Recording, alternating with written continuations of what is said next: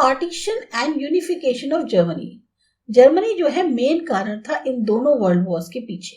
इसने जो है बहुत ही ज्यादा एक ह्यूमिलिएट करने वाली, एम्बैरेस करने वाली जो हार होती है वो झेली वर्ल्ड वॉर 2 में। इसके सारे जो स्टेट एडमिनिस्ट्रेशन था और इकोनॉमी पूरी तरह से बर्बाद हो गई। एक भी सिंगल पार्टी नहीं बची थी पूरी जर्मनी में जो कंट्री को चला सके। इसके साथ साथ एक डर था कि जर्मनी जो है वो खतरा है वर्ल्ड के लिए एक बार फिर से, अगर वो मिलिट्री पावर के तौर पर उभर कर आता है। इसीलिए जो हारा हुआ जर्मनी था उसको डिवाइड कर दिया गया 4 एडमिनिस्ट्रेटिव सेगमेंट्स में। पहला था सोवियत रेड आर्मी, जो कि लेटर फेज में आया वॉर के। उसने कैप्चर किया ईस्टर्न पार्ट्स जर्मनी के। तो ये एक्सेप्ट कर लिया गया कि ईस्टर्न जर्मनी जो है वो इनके कंट्रोल में रहेगा, जबकि ये डिसाइड हुआ कि अमेरिका जो है वो कंट्रोल करेगा साउथ वेस्ट साइड जर्मनी का। फ्रांस कंट्रोल करेगा उसका एरिया नियर फ्रांस जो उसके पास में है वहां का, जबकि ब्रिटेन कंट्रोल करेगा एरियाज जर्मनी के वो वाले जो कि बॉर्डर कर रहे हैं बेल्जियम और हॉलैंड को। अमेरिका, फ्रांस और ब्रिटेन ने अब सोचना शुरू किया कुछ ऑल्टरनेटिव अरेंजमेंट का। इसने बीच में एक एटमॉस्फेयर जो है शंका का और जो कहते हैं ना आपका ट्रस्ट खत्म हो गया है, ये दोनों पावर ब्लॉक्स के बीच में वैसे ही शुरू हो गया था। तो अमेरिका और जो बाकी और यूरोपियन कंट्रीज थी उन्होंने एक federal Republic of Germany establish किया। इसको ज्वाइंटली एडमिनिस्टर किया जा रहा था अमेरिका, ब्रिटेन और फ्रांस के द्वारा। वही दूसरी तरफ सोवियत यूनियन ने भी डिक्लेयर करा ईस्ट जर्मनी को कि democratic Republic of east Germany. इसलिए वॉर के बाद से दोनों ही इंडिपेंडेंट जर्मन स्टेट्स एग्जिस्टेंस में आए। एक हो गया वेस्ट जर्मनी डेमोक्रेटिक जो था, और एक ईस्ट जर्मनी जो कम्युनिस्ट था।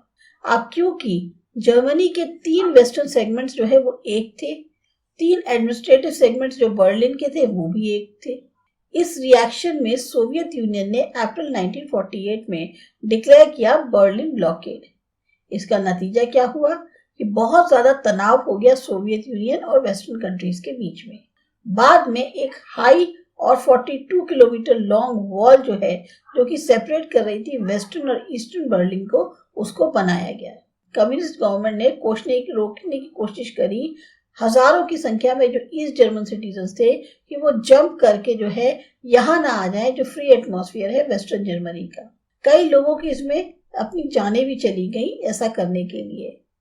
लगभग 4 से ज्यादा दशकों में वेस्टर्न जर्मनी ने बहुत ज्यादा डेवलपमेंट किया।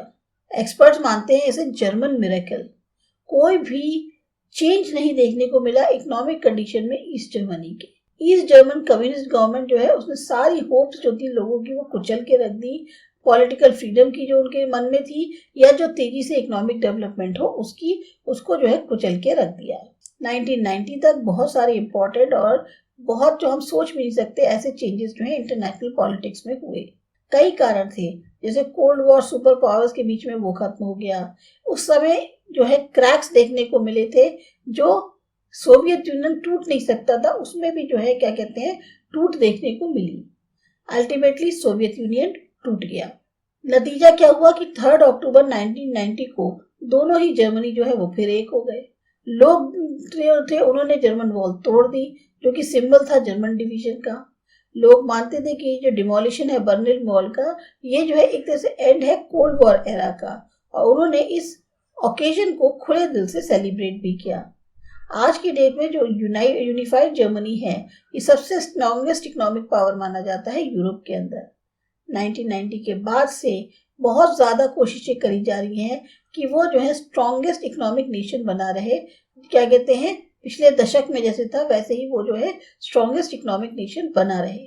आज की डेट में सबसे इंपॉर्टेंट और लीडिंग नेशन जो है वो जर्मनी है यूरोपियन यूनियन के अंदर। Disintegration of Soviet union.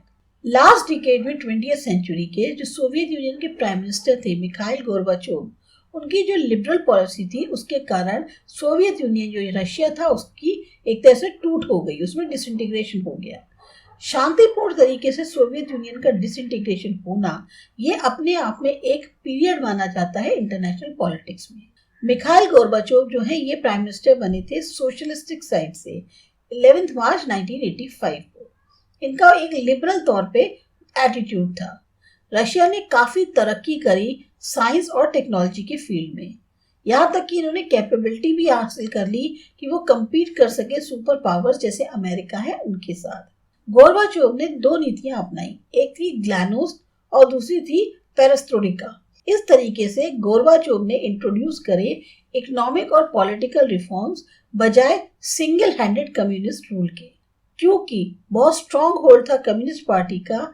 इस वजह से जो सोवियत ब्यूरोक्रेसी थी या जो रेड आर्मी थी वो कमजोर पड़ने लग गई। 1990 में प्रोसेस था जो डिसइंटीग्रेशन का सोवियत यूनियन का, उसकी शुरुआत हुई। एंड तक आते आते 15 स्टेट्स में से 14 स्टेट्स इंडिपेंडेंट हो गए और डिसइंटीग्रेशन जो है सोवियत यूनियन का खत्म हुआ दिसंबर 1991 में। India's contribution at the international level. अब इंडिया का क्या योगदान है इंटरनेशनल लेवल पे? इंडिया ने काफी ज्यादा महत्वपूर्ण तरीके से योगदान दिया है इंटरनेशनल लेवल पे अपने फ्रीडम स्ट्रगल के दौरान और यहाँ तक कि इंडिपेंडेंस के बाद भी। इंडिया ने हमेशा विरोध किया इंपीरियलिज्म का, यानी जो साम्राज्यवाद था या सामंतवाद जो कहते हैं, कॉलोनियलिज्म का जो ब्रिटिशर्स ने कर रखा था, जो अपनी कॉलोनीज जो है दूसरी कंट्रीज में बसा रहे थे, और रेशियल डिस्क्रिमिनेशन जो जैसी कुरीतियां हैं इनका हमेशा से विरोध किया। इसने सपोर्ट किया मूवमेंट्स को, जो ऐसे मूवमेंट जो इन इविल्स का विरोध कर रहे थे। इंडिया हमेशा एक्टिव रहा फॉर्मेशन में यूनाइटेड नेशंस के और अब भी एक्टिवली इन्वॉल्व है उसकी सारी एक्टिविटीज में। इसने बहुत इंपॉर्टेंट रोल प्ले किया, अपनी मिलिट्री को जो है वो भेजा ताकि सपोर्ट किया जा सके यूनाइटेड नेशन के एफर्ट्स को मेंटेन करने में पीस और सिक्योरिटी इंटरनेशनल तौर पे। इंडिया ने काफी ज्यादा प्रशंसनीय तौर पे काम किया, अपने मिलिट्री ट्रूप्स को भेजा कंट्रीज में जैसे गाजा, साइप्रस, कॉन्गो, श्रीलंका, जब उनके कॉन्फ्लिक्ट्स चल रहे थे। इंडिया ने हेल्प करी काफी एक्टिवली पीस मेंटेन करने में, और ये हमेशा से जोर देता आ रहा है कि हमें डिसआर्मामेंट की जरूरत है ताकि हम दुनिया में पीस और सिक्योरिटी हासिल कर सके। इस इश्यू में उसने जो है लीडरशिप भी ली डिबेट्स में जो वर्ल्ड में हो रही थी, और साथ ही साथ यूजफुल अपने सजेशंस भी दिए। इंडिया ने एक्सप्रेस किया कि जो डिजायर होता है पूरी ह्यूमैनिटी का, एक इच्छा है पूरी ह्यूमैनिटी की पीस के लिए, वो जो है हमें मिल सकती है। एक प्रपोजल जो उन्होंने रखा कि टोटल न्यूक्लियर डिसआर्मामेंट हो यूनाइटेड नेशंस जनरल असेंबली में, उसके लिए उन्होंने एक प्रपोजल रखा कि टोटल तौर पे न्यूक्लियर डिसआर्मामेंट होना चाहिए। जो पैसा खर्च किया जाए जो गरीब लोग हैं और बाकी कंट्रीज में उनके उत्थान के लिए, बजाय पैसा जो है न्यूक्लियर वेपन या मिलिट्री के उसमें क्रिएशन में खर्च किया जाए। और ये हमेशा से इंडिया की डिमांड रही है यूनाइटेड नेशंस में। वर्ल्ड पीस परमानेंटली रिमेन रहे, इंडिया के ये रहे कि क्या कहते हैं परमानेंट तौर पर हो दुनिया में शांति, ये इंडिया का प्राइमरी कंसर्न है उसकी अपनी फॉरेन पॉलिसी से। इंडिया हमेशा से एक्टिव रहा ताकि एक अच्छा हासिल कर सके एटमॉस्फेयर कोऑपरेशन का, ट्रस्ट का और अंडरस्टैंडिंग का नेशंस के बीच में।